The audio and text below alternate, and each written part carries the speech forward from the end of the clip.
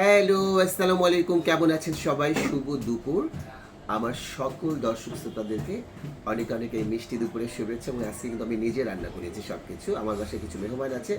মেহমানদেরকে দেখালাম না কারা কারা খেতে এসেছে, কারণ সবাই হচ্ছে ফ্যামিলি মেম্বাররা, যারা ক্যামেরার সামনে আসতে চায় না। তো প্রথমে পোলাও দিয়ে শুরু করছি। এটা কিন্তু এটা আমার একটা নিজস্ব স্টাইলে রান্না। এটা হচ্ছে আজকে কিন্তু সাথী রান্না করেনি। এটা একদম শুধু ঘি দিয়ে, অন্য কিছু ইউজ করা হয়নি। ঝরঝরা ঘি দিয়ে পোলাও, যেটা দেখতে, এটা খেতে আসলে যে খাবে তখন কত মজা হবে সেটা আপনারা বুঝতে পারবেন না। একদম ঘ্রাণে এখনই কিন্তু মুহুমুহু করতেছে পুরো ভাষা। এটা হচ্ছে গরুর মাংসর রেজালা। আপনারা দেখেন, এটাকে দেখলে বুঝতে পারবেন যেটা আসলে খাওয়ার পর। এখানে আমি খুব পছন্দ করি মাংসের সাথে আলু, তো আলুটা না দিয়ে পারিনি। তো এটা হচ্ছে ঝোল। খুব খাওয়ার এই রেজালাটা আসলে খেতে অনেক ভালো লাগে, বিশেষ করে পোলাওর সাথে। পোলাও রান্না করলে আমরা চেষ্টা করি রেজালা। এটা হচ্ছে ডিমের কোরমা।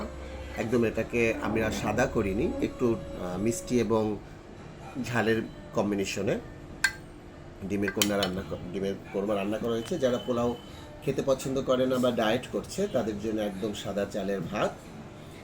এখানে আছে একদম আমাদের বরিশাল থেকে নিয়ে আসা তেলাপিয়া মাছ, আমার খালা নিয়ে এসেছে। এখানে এই তেলাপিয়া মাছের ফ্রাই করা হয়েছে এবং বেরেস্তা দিয়ে একদম আস্ত আস্ত তেলাপিয়া মাছ, যেটা আসলে পুকুরের মাছ, যে কোনো সার দেওয়া না, কোনো কিছু না, যেটা আমার আসলে ভীষণ পছন্দ।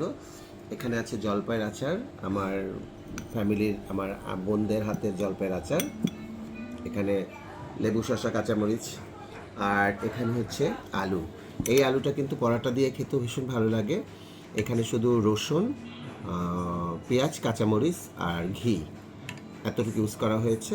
এটা পরাটা দিয়ে এবং পোলাও দিয়ে, সবাই জানেন পরাটা এবং পোলাও দিয়ে এটা খাওয়া যায়। যারা আসলে আলু ভাজিতে পারদর্শী তারা বলতে পারবেন এই আলুটা কেমন হয়েছে।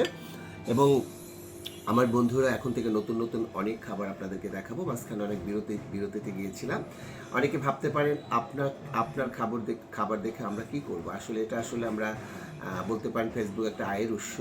তো সেখান থেকে মজাদার মজাদার খাবার শেয়ার করলে আপনারাও সেটা দেখে কিছুটা শিখতে পারেন। হয়তো আমরা চেষ্টা করবো এরপরে রান্নার প্রক্রিয়াটাকেও দেখার জন্য। তো আপনারা সবসময় এরকম আপনাদের আত্মীয় স্বজনদের সাথে নিয়ে সবসময় খাবেন। আতিথেয়তা কখনো অতিথি মানে মেহমানদেরকে দেখলে কখনো কপাল কোস্তাবেন না। আপনার সবসময় আমার বাসায় মেহমান আসে, মেহমান লক্ষ্মী। এখনও মেহমান আছে। আজকে সবাই মিলে আবার খাওয়া দাওয়া করব এবং নিশ্চয়ই রাতে অন্য আইটেম রান্না করা হবে, কারণ এগুলো সব ধাও ধাও করে শেষ হয়ে যাবে। তো ভালো থাকবেন, সুস্থ থাকবেন।